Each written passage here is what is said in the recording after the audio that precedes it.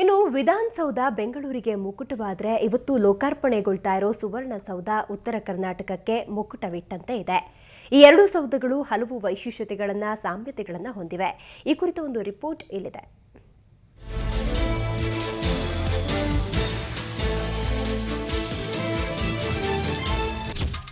ಸುವರ್ಣಸೌಧ ಥೇಟ್ ವಿಧಾನಸೌಧವನ್ನೇ ಹೋಲುವ ಈ ಭವ್ಯ ಕಟ್ಟಡ ಇವತ್ತು ಲೋಕಾರ್ಪಣೆಗೊಳ್ಳಿದೆ. ಗಡಿನಾಡಿಗೆ ಕಳಶಪ್ರಾಯದಂತಿರುವ ಸುವರ್ಣಸೌಧ ಬೆಳಗಾವಿ ಸೇರಿದಂತೆ ಉತ್ತರ ಕರ್ನಾಟಕದ ಜನರ ಗಮನ ಸೆಳೀತಾ ಇದೆ. ನೋಡಿದವರೆಲ್ಲ ಇದು ಬೆಂಗಳೂರಿನಲ್ಲಿರುವ ವಿಧಾನಸೌಧದ ತರ ಇದೆ ಅನ್ನುವಷ್ಟರ ಮಟ್ಟಿಗೆ ಸಾಮ್ಯತೆಯನ್ನ ಹೊಂದಿದೆ. ಬೆಳಗಾವಿ ಸಮೀಪದ ಹಲಗ ಬಸ್ತವಾಡ ಗ್ರಾಮಗಳ ಮಧ್ಯೆ ನಿರ್ಮಿಸಲಾಗಿರುವ ಈ ಸುಸಜ್ಜಿತ ಕಟ್ಟಡ ಬೆಂಗಳೂರಿನ ವಿಧಾನಸೌಧಕ್ಕಿಂತ ಏನ್ ಕಮ್ಮಿ ಇಲ್ಲ ಬಿಡಿ.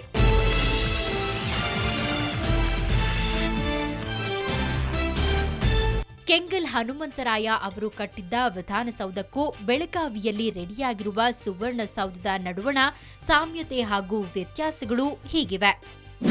ಬೆಂಗಳೂರಿನಲ್ಲಿರುವ ವಿಧಾನಸೌಧದ ವಿಸ್ತೀರ್ಣ 505,505 ಚದುರ ಅಡಿ ಇದ್ರೆ ಸುವರ್ಣಸೌಧದ ವಿಸ್ತೀರ್ಣ 60,398 ಚದುರ ಮೀಟರ್ ಇದೆ. ನೆಲಮಹಡಿ ಸೇರಿ ಒಟ್ಟು 5 ಮಹಡಿಗಳನ್ನ ವಿಧಾನಸೌಧ ಒಳಗೊಂಡಿದ್ರೆ ಸುವರ್ಣಸೌಧದಲ್ಲಿ ನೆಲಮಹಡಿ ಸೇರಿ ಒಟ್ಟು 4 ಮಹಡಿಗಳಿವೆ.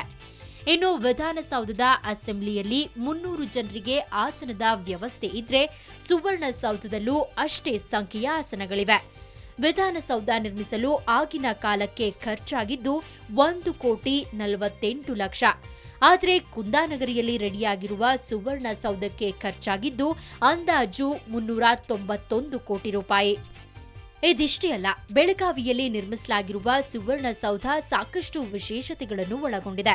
ಅವು ಯಾವುವು ಅನ್ನೋದನ್ನ ನೋಡೋದಾದ್ರೆ, ಸುವರ್ಣಸೌಧದ ಸೆಂಟ್ರಲ್ ಹಾಲ್ನಲ್ಲಿ 450 ಮಂದಿ ಕುಳಿತುಕೊಳ್ಳಬಹುದಾಗಿದೆ. ಕೌನ್ಸಿಲ್ ಹಾಲ್ನಲ್ಲಿ 100 ಆಸನ, ಬ್ಯಾಕ್ವೆಟ್ ಹಾಲ್ನಲ್ಲಿ 500 ಆಸನ, ಕಾನ್ಫರೆನ್ಸ್ ಹಾಲ್ನಲ್ಲಿ 350 ಆಸನಗಳು ಇವೆ. ಜೊತೆಗೆ ಸಭಾಧ್ಯಕ್ಷರು, ಉಪಸಭಾಧ್ಯಕ್ಷರು, ಸಭಾಪತಿ, ಉಪಸಭಾಪತಿಗೆ ಅಂತಾನೆ ಪ್ರತ್ಯೇಕ ಕೊಠಡಿ ನಿರ್ಮಿಸಲಾಗಿದೆ. ಇನ್ನು ವಿಧಾನಸಭೆ, ವಿಧಾನ ಪರಿಷತ್ ಸಚಿವಾಲಯ, ಸಿಎಂ ಕೊಠಡಿ ಹಾಗೂ ಆಡಳಿತ ಕಚೇರಿಗಳು, ಕ್ಯಾಬಿನೆಟ್ ಹಾಲ್, ಮೀಟಿಂಗ್ ಹಾಲ್, ಆಡಳಿತ ಕಚೇರಿಗಳಿವೆ. ಜೊತೆಗೆ ಸುವರ್ಣಸೌಧಕ್ಕೆ ಒಟ್ಟು 6 ಗೋಪುರಗಳಿದ್ದು ಕೇಂದ್ರೀಕೃತ ಹವಾನಿಯಂತ್ರಿತ ವ್ಯವಸ್ಥೆಯನ್ನ ಮಾಡಲಾಗಿದೆ.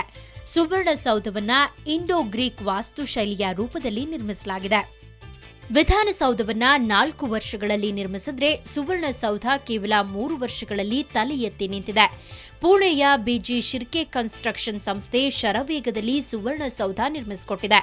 ಒಟ್ಟಾರೆ 9 ಲಿಫ್ಟ್ಗಳು, ಅಕಾಸ್ಟಿಕ್ ಇಂಟೀರಿಯರ್ಸ್, ಇರಿಗೇಷನ್ ಸಿಸ್ಟಮ್, ಮಳೆ ಕೊಯ್ಲು ಮುಂತಾದ ವೈಶಿಷ್ಟ್ಯತೆಗಳನ್ನು ಒಳಗೊಂಡಿರುವ ಸುವರ್ಣಸೌಧ ಇವತ್ತು ಲೋಕಾರ್ಪಣೆಗೊಳ್ತಿರೋದು ಉತ್ತರ ಕರ್ನಾಟಕದ ಜನರಿಗೆ ಸಾಕಷ್ಟು ಸಂತಸವನ್ನ ಉಂಟು ಮಾಡಿದೆ.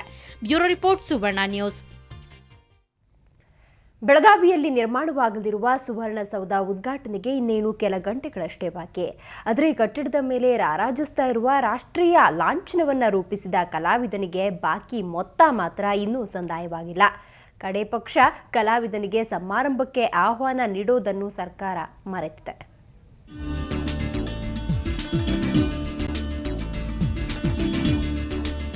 ಕಲಾವಿದರನ್ನ ಕಂಡ್ರೆ ಸರ್ಕಾರಕ್ಕೆ ಅದೇನ್ ತಾತ್ಸಾರವೋ ಉಪೇಕ್ಷೆಯೋ ಗೊತ್ತಿಲ್ಲ. ಮಾಡೋ ಕೆಲಸವನ್ನ ಮಾಡಿಸ್ಕೊಂಡು ಬಳಿಕ ಸಂದಾಯವಾಗಬೇಕಾದ ಹಣಕ್ಕೆ ಅಲೆದಾಡುವಂತೆ ಮಾಡುತ್ತೆ. ಇದಕ್ಕೆ ಸ್ಪಷ್ಟ ಉದಾಹರಣೆಯಂತಿದೆ ಈ ಗುಲ್ಬರ್ಗಾ ಕಲಾವಿದನ ಅಳಲು. ಬೆಳಗಾವಿಯಲ್ಲಿ ಭವ್ಯವಾಗಿ ಎದ್ದು ನಿಂತಿರುವ ಸುವರ್ಣಸೌಧಕ್ಕೆ ಗುಲ್ಬರ್ಗಾದ ವಿಶ್ವೇಶ್ವರಯ್ಯ ರಾಷ್ಟ್ರೀಯ ಲಾಂಛನ ರೂಪಿಸಿಕೊಟ್ಟಿದ್ದಾರೆ. ಈಗಾಗಲೇ ಕಟ್ಟಡದ ಮೇಲೆ ಆ ರಾಷ್ಟ್ರ ಲಾಂಛನ ಹೆಮ್ಮೆಯಿಂದ ರಾರಾಜಿಸ್ತಾ ಇದೆ. ಆದರೆ ಸರ್ಕಾರ ಮಾತ್ರ ಲಾಂಛನ ರೂಪಿಸಿಕೊಟ್ಟ ಇವರಿಗೆ ಬಾಕಿ ಮೊತ್ತವನ್ನೇ ಪಾವತಿಸಿಲ್ಲ. ಕೊನೆ ಪಕ್ಷ ಸತ್ಕರಿಸುವ ಔದಾರ್ಯವನ್ನಾಗ್ಲಿ ಅಥವಾ ಸಮಾರಂಭಕ್ಕೆ ಆಹ್ವಾನವನ್ನಾಗ್ಲಿ ನೀಡಿಲ್ಲ. ನಾಯಿಗೆ ಯಾಕಂದ್ರೆ ಆ ಕೆಲಸ ಮಾಡೋ ಸಲಹೆಗೆ ನಾವು ಸಾಲ ತೊಗೊಂಡು ಏನು ಮಾಡಿದ್ರೆ ಅವ್ರು ದುಡ್ಡು ಬಂದ್ರೆ ಅವ್ರಿಗೆ ಭೀ ಕೊಡ್ಬೋದು. ನಮ್ದು ಎಷ್ಟು ಬರುತ್ತೆ, ನಮ್ದು ಇಷ್ಟು ತೊಗೊಂಡ್ಕೇರಿ ಕಲಾಸ ಅಲ್ಲಿಗೆ ಬಿಟ್ಬಿಡೋದು. ಇದ್ದಿಲ್ಲ ಅಂತಂದ್ರೆ ಮತ್ತೆ ನಾವು ಮಾತ್ರ ನೆಕ್ಸ್ಟ್ ಕೋಟಿ ಗೀಟಿಗೆ ಹೊಕ್ಕೋತ್ ಕೊಡ್ಬೇಕ್ರಿ. ಈಗ ಅವ್ರು ದುಡ್ಡು ತೊಗೊಂಡ್ರು ಅವ್ರ ಬಿಡಂಗಿಲ್ಲ, ಅವ್ರ ಇಂಟ್ರೆಸ್ಟ್ ಹಚ್ಚೋರೆ. ಆದ್ರೆ ಅವ್ರ ಕಿರಿಕಿರಿಗಾಗಿ ಏನು ಮಾಡೋದು ತಲೆ ಕೆಲಸ ಮಾಡ್ತಾರೆ. ಸುವರ್ಣಸೌಧ ಕಟ್ಟಡದ ಕಾಮಗಾರಿ ಗುತ್ತಿಗೆ ಪಡೆದಿದ್ದ ಪುಣೆಯ ಡಿಜಿ ಶಿರ್ಕೆ ಕಂಪನಿ ಈ ಲಾಂಛನ ರೂಪಿಸಬೇಕಿತ್ತು. ಆದ್ರೆ ಈ ಮಹತ್ವದ ಜವಾಬ್ದಾರಿ ಸಿಕ್ಕಿದ್ದು ವಿಶ್ವೇಶ್ವರಯ್ಯನವರ ವಿಟಿಎನ್ ಕ್ರಿಯೇಟಿವ್ ಆರ್ಟ್ ಸ್ಟುಡಿಯೋಗೆ. ಅವರೇನು ತಮ್ಮ ಪಾಲಿನ ಕೆಲಸವನ್ನ ಹಗಲಿರುಳು ಎನ್ನದೇ ಅದ್ಭುತವಾಗಿ ಮಾಡಿ ಮುಗಿಸಿದ್ದಾರೆ. ಆದ್ರೆ ಸರ್ಕಾರ ಮಾತ್ರ ಬಾಕಿ ಹಣ ನೀಡಲು ಮೀನಾಮೇಷ ಎಣಿಸ್ತಿದೆ. ಸುಮಾರು 80 ಲಕ್ಷ ರೂಪಾಯಿಗಳ ಪೈಕಿ ಇಲ್ಲಿಯವರೆಗೆ ಕೇವಲ 45 ಲಕ್ಷ ರೂಪಾಯಿ ಮಾತ್ರ ಪಾವತಿಸಲಾಗಿದೆ.